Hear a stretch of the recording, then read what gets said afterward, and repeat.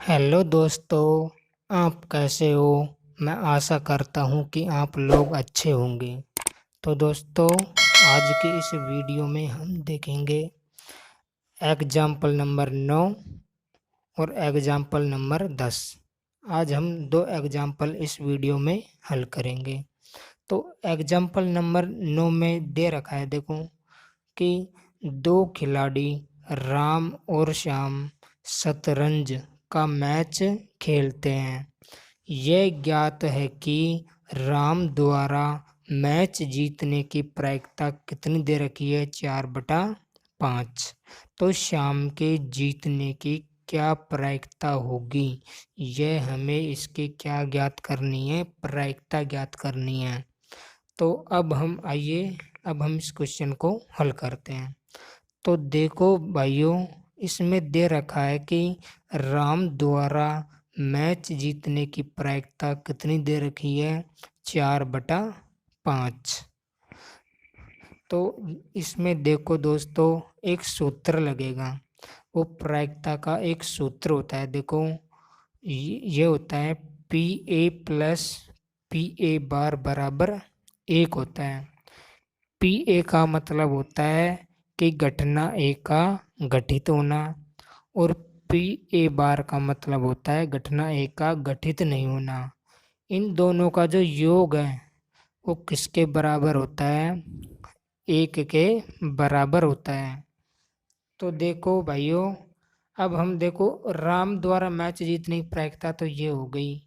अब श्याम द्वारा मैच जीतने या हारने की जो प्रायिकता हो जाएगी दोस्तों, हम कैसे ज्ञात करेंगे।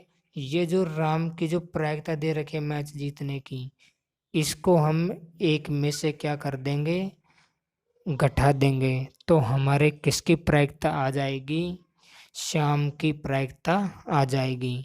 हम क्या करेंगे दोस्तों, जब श्याम द्वारा मैच जीतने की प्रायिकता ज्ञात करेंगे ना, तो हमें राम के द्वारा मैच जीतने की जो प्रायिकता है इसको एक में से घटा देंगे। तो हमारी श्याम द्वारा मैच जीतने या फिर हारने की प्रायिकता आ जाएगी।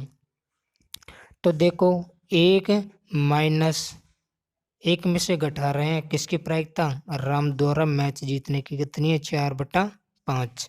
इसके नीचे एक लगा लिया हमने। अब इसको क्या, इसका एलसीएम ले लेंगे। एलसीएम आ गया 5। अब इसको हल करेंगे ना, तो 1 का भाग 5 में देंगे और 5 को 1 से गुना करेंगे तो 5 आ गया, माइनस का माइनस। अब 5 का भाग 5 में देंगे एक बार। अब 1 को 4 से गुना करेंगे तो 4। अब देखो, पहले अंश को हल करना है। तो 5 माइनस 4 बराबर कितना आ गया, 1 आ गया, और बटे में हमारा कितना है, 5। तो ये जो हमारी प्रायिकता है वो कितनी आ गई, 1/5। यहाँ पर देखो दोस्तों, 5 में से हमने 4 कम किया है तो कितने बचे, 1। और हमारा हर में जो 5 है वो ऐसे के ऐसे आ जाएगा। हमारी जो अभिष्ट प्रायिकता है वो कितनी आ गई, 1/5।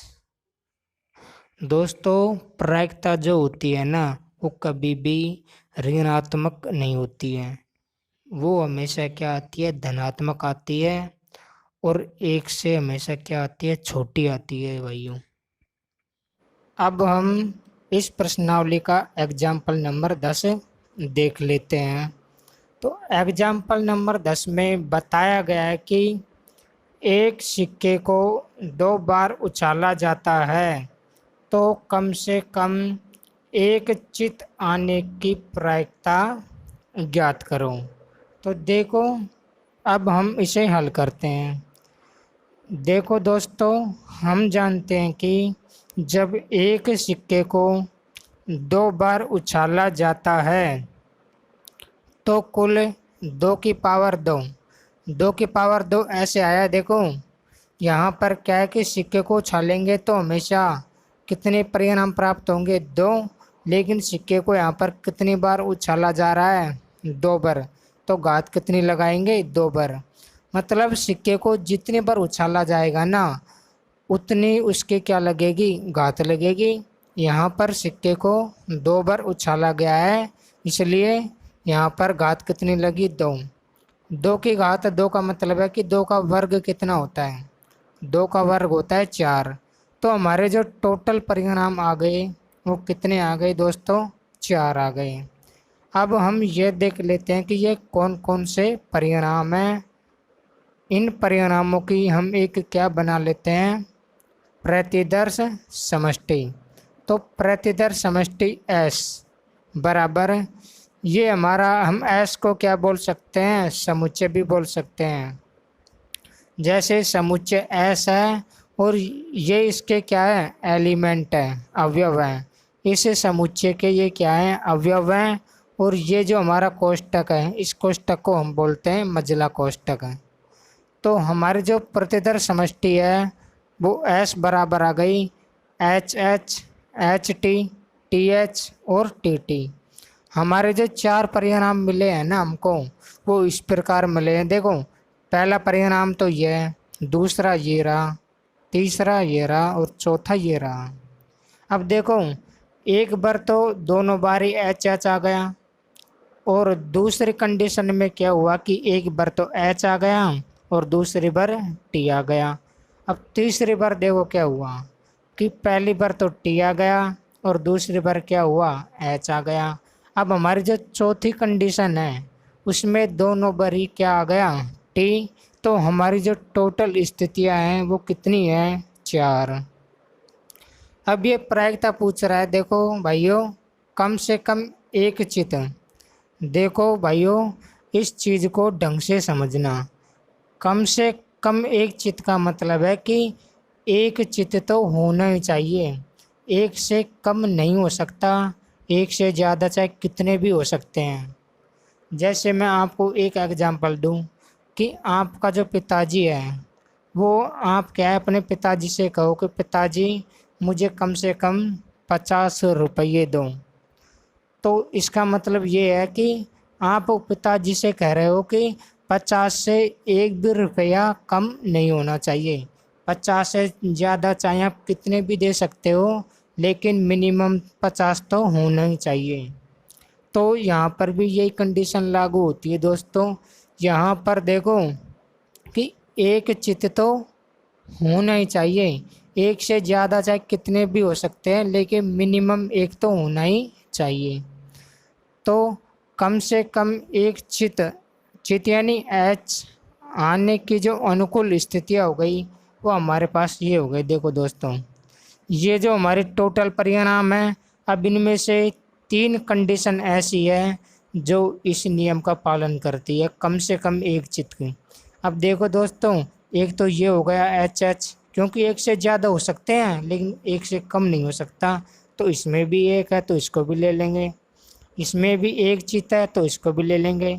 अब इसको नहीं लेंगे दोस्तों, क्योंकि इसमें एक भी चित नहीं है और इसमें बोला गया है कि कम से कम एक चित तो होना ही चाहिए। अगर एक भी चित नहीं है ना तो हम उसे नहीं लेंगे। तो यहाँ पर जो अनुकूल स्थितियाँ हैं वो कितनी आ गई, 3 आ गई। एक आ गई HH, दूसरी HT, तीसरी आ गई TH।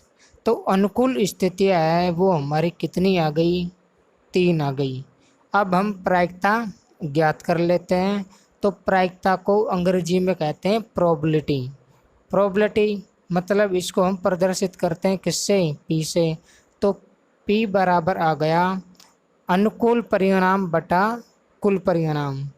अब देखो, अनुकूल स्थितियाँ हमारी कितनी है, 3 आ गई, और कुल स्थितियाँ हमारी कितनी हैं, 4। तो इसकी जो अभिष्ट प्रायिकता है वो कितनी आ गई दोस्तों, 3/4। दोस्तों, यदि इस प्रश्नावली से संबंधित आपको कोई भी प्रश्न में कोई भी वो समझ नहीं आता है ना, तो आप कमेंट बॉक्स में अपनी समस्या पूछ सकते हो दोस्तों। आपसे बस ये रिक्वेस्ट है कि वीडियो अच्छी लगे ना तो वीडियो को लाइक और शेयर ज़रूर करें, और यदि आप चैनल पर नए हो ना तो चैनल को सब्सक्राइब ज़रूर करें, क्योंकि दोस्तों हमारे इस चैनल पर आपको एजुकेशन से संबंधित वीडियो मिलती रहेंगी।